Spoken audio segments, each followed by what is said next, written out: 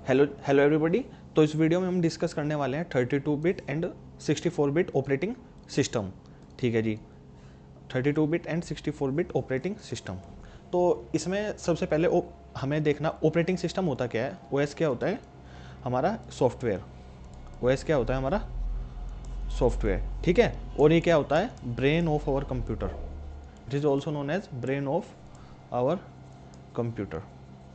ठीक है जी, ठीक है। और ओएस से भी पहले क्या आता है हमारा सीपीयू।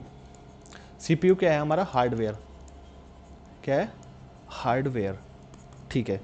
तो यहाँ पे हम क्या देख रहे हैं 64 bit and 32 bit and 64 bit operating system.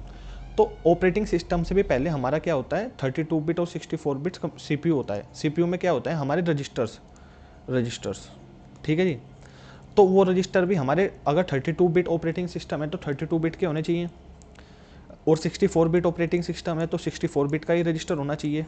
तो यहाँ पे क्या होता है कि सबसे पहले हमारा हार्डवेयर होता है, उसके बाद हमारा सॉफ्टवेयर होता है। पहले हार्डवेयर डिज़ाइन होता है, उसके बाद हमारा सॉफ्टवेयर डिज़ाइन होता है। मान लो क्यों क्यों क्योंकि मान लो 64 बिट के मैं अगर 128 बिट का रजिस्टर बनाना है, तो अब देखो आप 128 बिट के रजिस्टर में मेरे को कितनी कटिंग एज टेक्नोलॉजी चाहिए, क्योंकि हमारा रजिस्टर बने हुए किससे होते हैं ट्रांजिस्टर से। मतलब बहुत, मतलब इस उनके बीच में हमें स्पेस भी बहुत कम कम करना पड़ेगा, प्रिसाइज टेक्नोलॉजी चाहिएगी। तो मतलब हार्डवेयर को बनाने के लिए हमको बहुत ज़्यादा हार्डवर्क और बहुत ज़्यादा अच्छी टेक्नोलॉजी की नीड होती है, ठीक है। बट सॉफ्टवेयर तो हम बना सकते हैं ना 128 बिट का, अगर 32 बिट का बना लिया तो 64 का बना सकते हैं इजीली। उसमें तो न्यूमेरिक वैल्यू तो चेंज करनी है उनकी। 128 बिट का भी बना सकते हैं, बट हार्डवेयर इतना ईजी नहीं है बनाना जितना सॉफ्टवेयर है। तो इसलिए पहले हार्डवेयर डिज़ाइन होता है। क्या इसको क्लियर कर लेते हैं, क्लियर। हार्डवेयर पहले डिज़ाइन होता है हमारा, हार्डवेयर डिज़ाइन बिफोर सॉफ्टवेयर, ठीक है। क्योंकि अकॉर्डिंग टू आवर हार्डवेयर उसके बाद हम अपना सॉफ्टवेयर बना सकते हैं, जितने भी हमारे बिट का है, जितना भी पावरफुल बनाना है। इसलिए हमारा हार्डवेयर पहले डिज़ाइन होता है, ठीक है। अब हमारा जो सीपीयू होता है वो बना होता है तीन चीज़ों से। हमने सीपीयू कंट्रोल यूनिट, ठीक है जी, arithmetic unit, arithmetic logical unit, ठीक है जी। और यहाँ पे नीचे होता है हमारा वो रजिस्टर्स, रजिस्टर्स। ये तीन चीज़ें होते हैं, control unit, arithmetic logical unit और रजिस्टर्स, ठीक है। अब देखो ये दोनों ये चीज़ें किसकी, अरिथमेटिक लॉजिकल यूनिट क्या करती है कंप्यूटेशन परफॉर्म करती है, ठीक है। अब कंप्यूटेशन किस पे परफॉर्म करेगी, डाटा पे ना। कंट्रोल यूनिट क्या करती है हैंडल करती है ऑपरेशंस को, हैंडल, ठीक है। अब डाटा डाटा पे करेगी कंप्यूटेशन, और वो डाटा आएगा भी किस में रजिस्टर्स में, ठीक है। सीपीयू देखो, सीपीयू क्या करता है डाटा लाता है, सेकेंडरी मेमोरी से डाटा आएगा आपका प्राइमरी मेमोरी में। प्राइमरी मेमोरी आपकी रैम होती है, रैम से आएगा सीपीयू में, ठीक है। और सीपीयू में कहाँ पे जाता है वो रजिस्टर्स पे, क्योंकि जो आपकी कंप्यूटेशन होती है वो कहाँ पे होती है इन रजिस्टर्स में। तो अगर आपके पास मान लो 32 बिट का 32 बिट का ओएस है, ठीक है। तो 32 बिट का क्या होगा रजिस्टर होगा। तो जब वो मेमोरी में डाटा आएगा तो वो क्या होगा रजिस्टर में आपकी 32 बिट होगी। तो एक 32 बिट, अब एक बाइट में कितनी बिट्स होती है 8 बिट्स, 1 2 3 4, 1 2 3 4। तो यहाँ पे 4 बाइट होगी, 4 बाइट। और एक बाइट में कितनी बिट होती है 8, 1 2 3 4 5 6 7 8। अब ये 8 बिट हमारे क्या है डाटा, इसमें भी हमारी 8 बिट होगी, यहाँ पे इसमें भी हमारी 8 बिट होगी, इसमें भी हमारी 8 बिट होगी। तो जब भी कभी मेमोरी से डाटा आएगा तो एक बार में कितना आ सकता है ओनली 32 बिट। एक रजिस्टर में कितना आ सकता है एक बार में 32 bit. But on the other and 64 bit है, ठीक है। अब हमारे पास कितना डाटा आ सकता है यहाँ पे 64 बिट। तो ऐसी 1 2 3 4 5 6 7 8, 1 2 3 4 5 6 7 8। तो यहाँ पे भी 8 बिट आ सकती है, यहाँ पे भी 8, यहाँ पे भी 8, यहाँ पे भी 8, यहाँ पे भी 8, ठीक है। ऐसे ऐसे सोन, ठीक है। तो यहाँ पे क्या देख रहे हैं हम, इस वाले में क्या हो रहा है 64 बिट का रजिस्टर है, ठीक है जी। तो एक बार में कितनी बिट्स आ रही है 64 बिट आ रही है। तो 64 बिट क्या है हमारी ग्रेटर देन है कितना से 32 बिट। तो अगर आप एक बात बताओ, अगर 64 बिट आ रही है, अगर डाटा ज़्यादा आ रहा है, डाटा अगर ज़्यादा है तो हमारी कंप्यूटेशन भी तो इंक्रीज हो जाएगी ना, कंप्यूटेशन भी तो इंक्रीज हो जाएगी ना। क्यों, मान लो अभी तो 32 बिट ही आ रहा था, 32 बिट ही आ रहा था, अब 64 बिट आ रहा है। तो एक बार में ज़्यादा डाटा आ रहा है, तो 64 बिट पे ऑपरेशन हो रहा है। अब 64 बिट पे ऑपरेशन हो रहा है, कंप्यूटेशन हो रही है, सीपीयू कंप्यूट कर रहा है उन पे। यहाँ पे 32 बिट पे कंप्यूटेशन हो रहा है। मान लो उसके बाद हमारी फिर से 32 बिट आ रही है, तो 32 बिट फिर से लेने जाएगा, तब आगे ही कंप्यूटेशन होगी। फिर 32 बिट लेने जाएगा, फिर आगे ही कंप्यूटेशन होगी। और ये काम कैसे करता है सीपीयू? साइकिल्स में। आपने देखा होगा ना, सीपीयू क्या होता है आपका, 2 हर्ट्ज का है, 1.5 हर्ट्ज का है। ये साइकिल होती है, मतलब 1 सेकंड में वो 2 हर्ट्ज साइकिल परफॉर्म करता है, मतलब इतने नंबर ऑफ ऑपरेशन परफॉर्म करता है। इसको हिंदी में ऐसे बोलेंगे कि 1 सेकंड में सीपीयू जो होता है ना हमारे, थाउजेंड्स ऑफ ऑपरेशन परफॉर्म करता है, थाउजेंड ऑफ ऑपरेशन परफॉर्म कर देता है 1 सेकंड में। तो हमारे यहाँ क्या हो रहा है, सीपीयू अगर जब डाटा मेमोरी में गया और मेमोरी से डाटा लेके आया, तो उसको क्या करता है, एक साइकिल की नीड पड़ेगी। तो ऐसी ये क्या होती है, नंबर ऑफ साइकिल परफॉर्म हो जाए। तो 1 सेकंड में कितनी होती है, नंबर ऑफ साइकिल होती है, थाउजेंड ऑफ साइकिल्स। तो एक साइकिल एक बार में पड़ी, एक साइकिल इस बार में पड़ी। अब यहाँ पे हमें 64 बिट डाटा को लाने के लिए कितनी साइकिल की नीड पड़ रही है, 2 साइकिल की। ठीक है, अब यहाँ पे 64 बिट को लाने के लिए कितनी नीड पड़ रही है, 1 साइकिल की ओनली।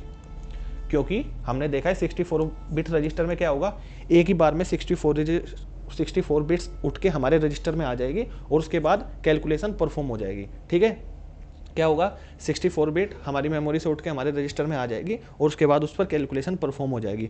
बट 32 बिट में अगर 64 बिट पर कैलकुलेशन परफॉर्म कर दिए, तो पहले क्या होगा, 32 बिट आएगी हमारे, ठीक है, उस पर ऑपरेशन परफॉर्म होगा, फिर से 32 बिट आएगी, फिर से ऑपरेशन परफॉर्म होगा, तो ऐसे 64 बिट होगी।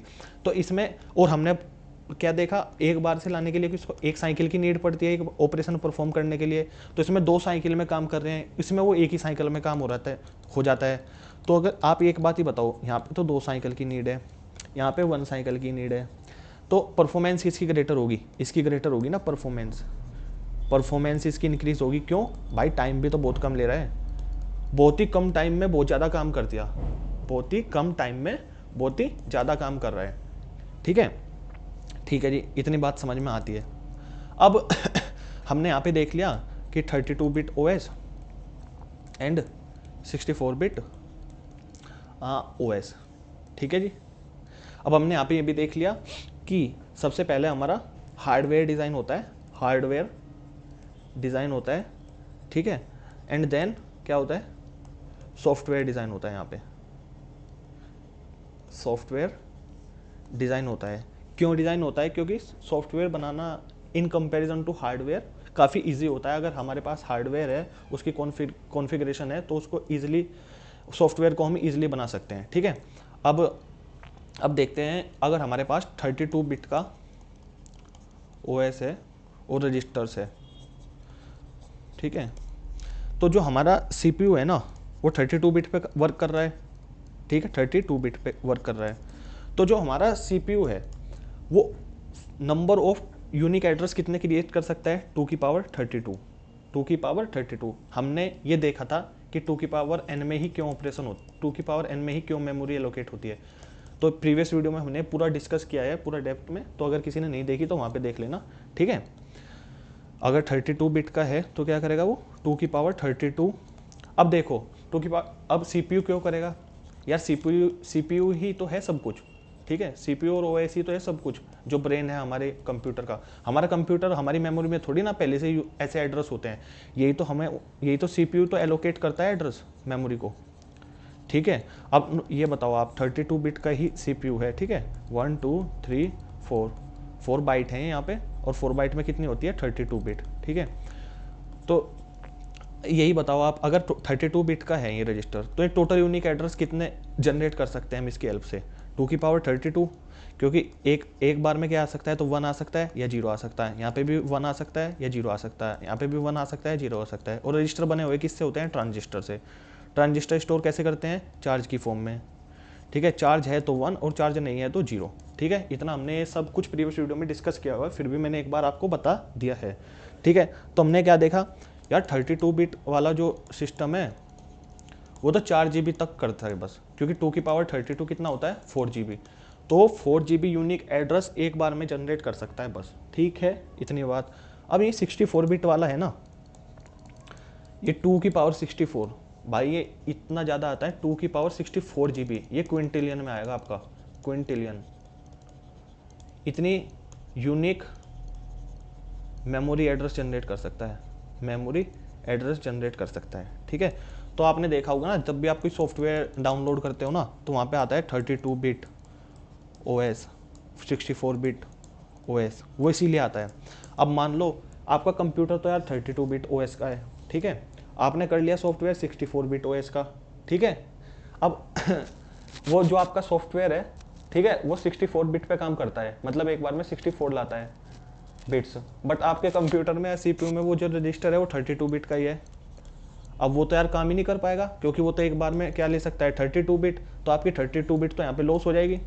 ठीक है, तो 64 बिट अगर आपने 32 बिट वाले सिस्टम में 64 बिट वाला कोई सॉफ्टवेयर इंस्टॉल कर लिया, तो आपका तो वर्क ही नहीं हो पाएगा ना, वर्क नहीं हो पाएगा, क्योंकि वो तो एक बार में 64 बिट लाता है, बट आपका रजिस्टर 32 बिट वाले में कितना होगा, 32 बिट का रजिस्टर होगा, जहाँ पे आपका डाटा फाइनल आएगा ना, फाइनली कहाँ पे आता है आपका डाटा, रजिस्टर में। रजिस्टर में क्या होता है, वहाँ पे कंप्यूटेशन होती है, बट वो तो 64 बिट ला रहा है, बट आपका तो 32 बिट ही कर सकता है, तो वो कंपेटेबल ही नहीं हो पाएगा।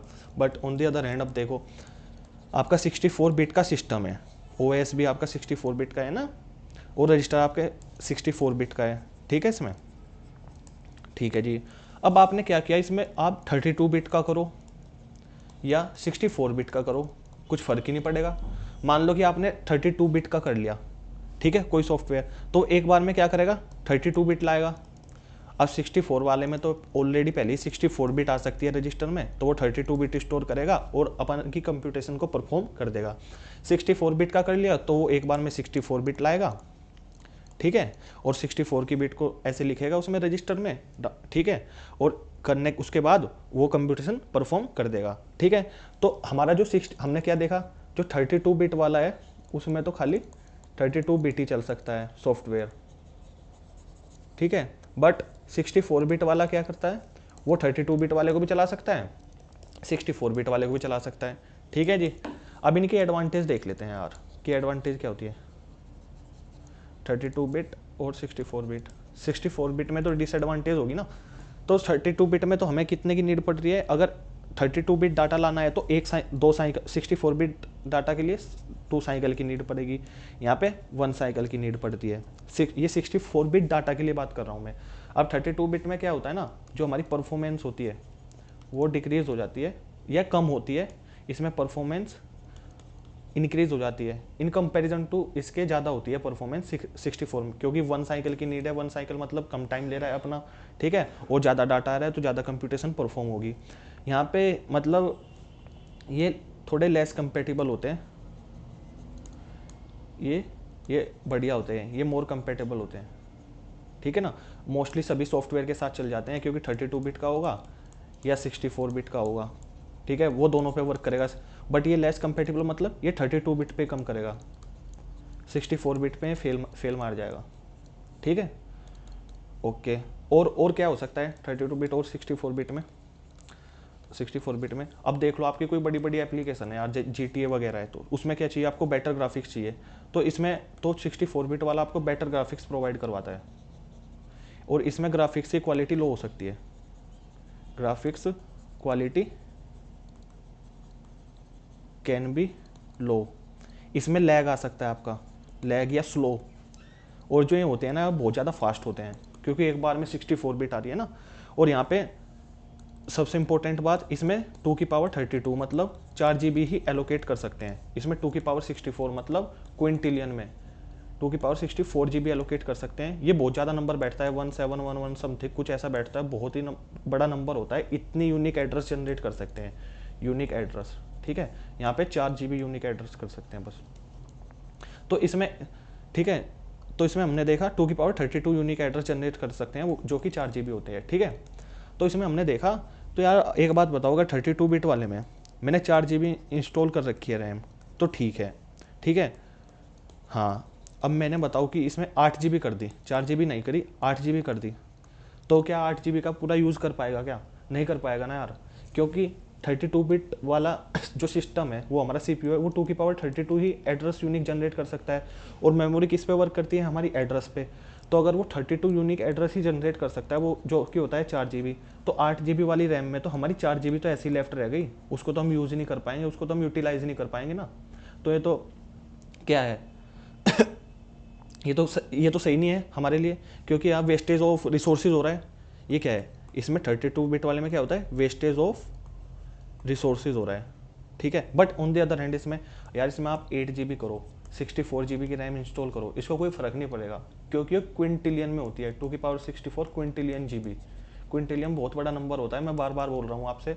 इसमें 128 GB की करो, कोई फ़र्क नहीं पड़ेगा, और परफॉर्मेंस इतनी मस्त देगा, बहुत ज़्यादा, ठीक है। तो हमने यहाँ पे देख लिया है कि 32 bit OS and 64 bit OS, यहाँ पे हमने इनके बारे में सब कुछ देख लिया है कि ये क्या होता है, सॉफ्टवेयर क्यों डिज़ाइन, वो हार्डवेयर क्यों डिज़ाइन करते हैं पहले सॉफ्टवेयर से, ठीक है।